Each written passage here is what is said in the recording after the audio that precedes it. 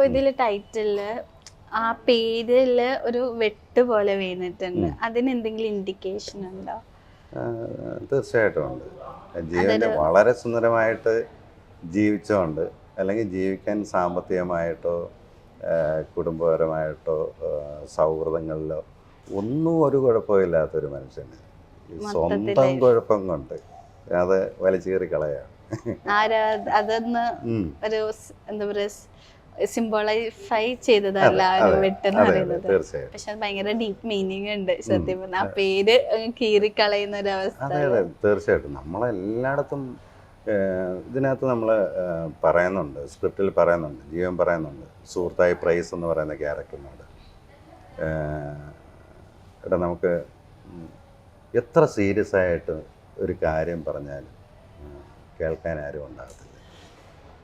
അപ്പം വളരെ സീരിയസ് ആയിട്ട്, പക്ഷേ കള്ളിൻ്റെ മണം ഉണ്ടാകും. അവർ ചിലപ്പോൾ കേൾക്കും, അതിനെ ആ തരത്തിലേക്ക് കണക്ക് കൂട്ടും, ഒട്ടും വില കൽപ്പിക്കത്തില്ല. ഇപ്പം ഈ പറഞ്ഞൊരു കാര്യം ഇപ്പം സാറ് പറഞ്ഞപ്പോൾ ഒരു ക്യാരക്ടറിനോട് പറയുന്ന പോലെയാണ്.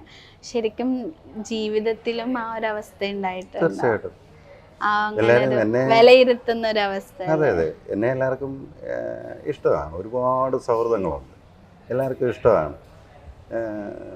പക്ഷേ അത് അവരുടെ കുറ്റമല്ല. അവർ ഫാമിലിയായിട്ട് പോകുമായിരിക്കും, അല്ലെങ്കിൽ അവർ മറ്റെന്തെങ്കിലും അത്യാവശ്യമായിട്ട് പോകുമായിരിക്കും.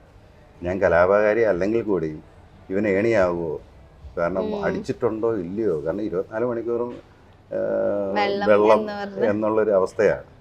ഇവനിപ്പോൾ അടിച്ചിട്ടാണോ നിൽക്കുന്നത് അല്ലയോ, അവർക്ക് ജഡ്ജ് ചെയ്യാൻ പറ്റത്തില്ല.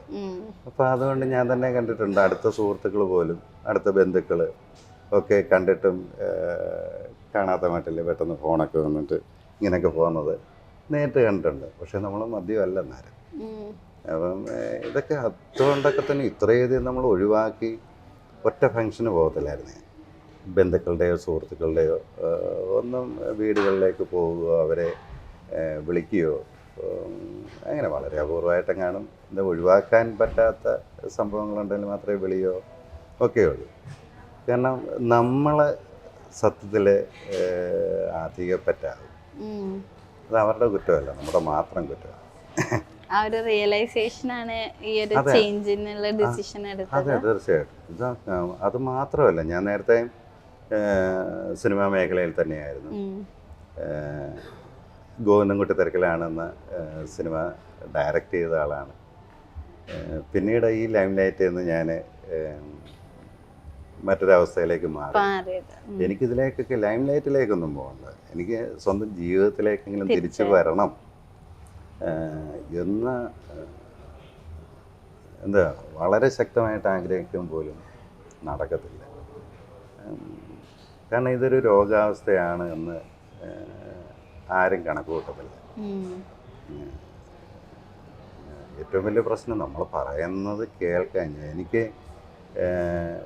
വെള്ളവടി നിർത്തണം, ഇവർ ചിരിച്ചു കേളത്തേ ഉള്ളൂ, ഇത് എത്ര കേട്ടിരിക്കുന്നത് എന്നുള്ള മട്ടിലാണ്.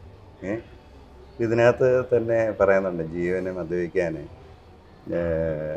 മദ്യപാനം നിർത്തുന്ന കാര്യം പറയുമ്പം സുഹൃത്തായ നമ്മുടെ പ്രൊഡ്യൂസർമാരിലൊരാളായ സുനിൽ പണിക്കർ അവതരിപ്പിച്ച പീഡി പഞ്ചർ ദിനേശൻ പീഡി പൊട്ടിച്ചിരിച്ചുകൊണ്ട് പറയുന്നുണ്ട്, ഈ നൂറ്റാണ്ടിലെ ഏറ്റവും വലിയ കോമഡിയെന്ന്. കാരണം ഒരു കുടിയനും, എല്ലാ കുടിയന്മാർക്കും കുടി നിർത്തണമെന്ന് ആഗ്രഹമുണ്ട്. അവരുടെ ജീവിതത്തിലേക്കും ഈ സമൂഹത്തിലേക്കും കുടുംബത്തിലേക്കും ഒക്കെ തിരിച്ചു വരണം.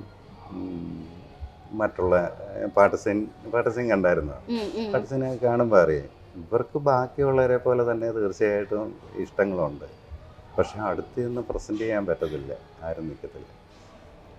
അതുകൊണ്ടാണ് നിർത്തിയേ പറ്റൂ എന്ന് തീരുമാനിക്കുന്നത്. അത് നമ്മൾ തന്നെ തീരുമാനിച്ചാലേ നിർത്തത്തുള്ളൂ.